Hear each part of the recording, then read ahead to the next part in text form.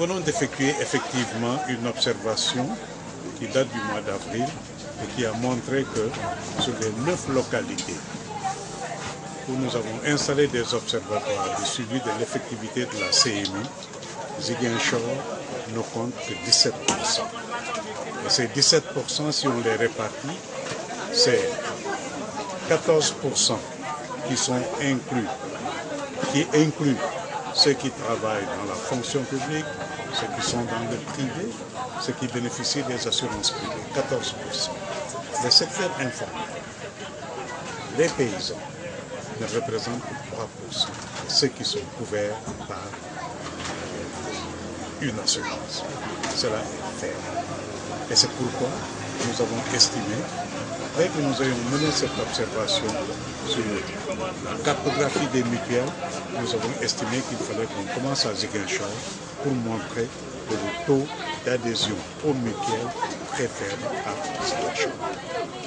Ça, c'était l'un des objectifs de cette réunion publique d'information. L'autre objectif de notre réunion publique d'information ici, c'était de pouvoir dire ce qui nous paraît important que le gouvernement prenne en charge pour pouvoir pérenniser la couverture maladie universelle.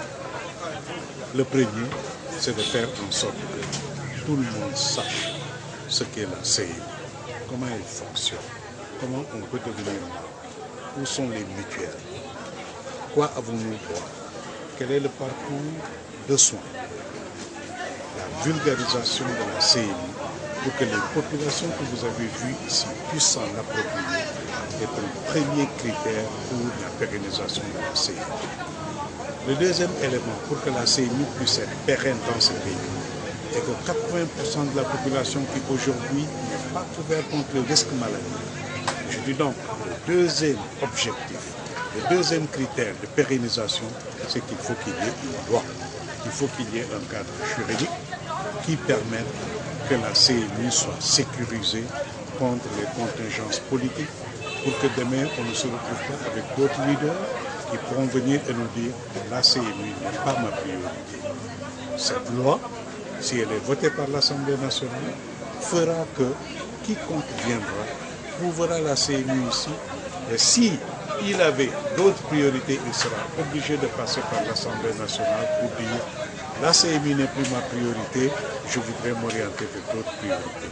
Et en ce moment, si les populations s'en approprient, ce qui est l'objectif des réunions publiques d'information, c'est les populations, c'est la citoyenneté active qui sera là et qui dira ne touchez pas à ma CMU. Troisième objectif, pour que la CMU puisse être pérenne, c'est qu'il faut qu'on augmente les ressources qui sont allouées à la CMU. Aujourd'hui, c'est 6 milliards qui avaient été affectés à la CMU dans l'exercice 2014. On ne sait pas encore combien cela va être dans le projet de budget qui est en cours de discussion, de préparation pour 2015. Mais en tout cas, quand je compare les 6 milliards qui ont été mis de côté pour la CMU dans le budget de 127 milliards du ministère de la Santé, cela représente très peu par rapport aux besoins qui ont été exprimés par la ministre elle-même, qui dit qu'elle a besoin de 25 milliards par année pour pouvoir atteindre l'objectif de 75% de couverture d'ici à l'horaire 2017. Les chefs d'État africains ont dit qu'ils allaient mettre 15% du budget de nos pays dans la santé. Le Sénégal en est à 10%. C'est encore insuffisant, 6 milliards. Il faut qu'on puisse affecter beaucoup plus de ressources à la santé et à la CMU. Et le quatrième principe qui me semble vraiment crucial pour que la CMU puisse être pérenne dans notre pays, c'est de faire en sorte que ceux qui portent la santé des ménages, ceux qui s'occupent de la santé de la famille, à savoir les femmes, puissent être les premières bénéficiaires de la CMU. Vous avez vu aujourd'hui dans notre réunion, le gouverneur a attiré l'attention là-dessus. Il y avait beaucoup plus de femmes que d'hommes.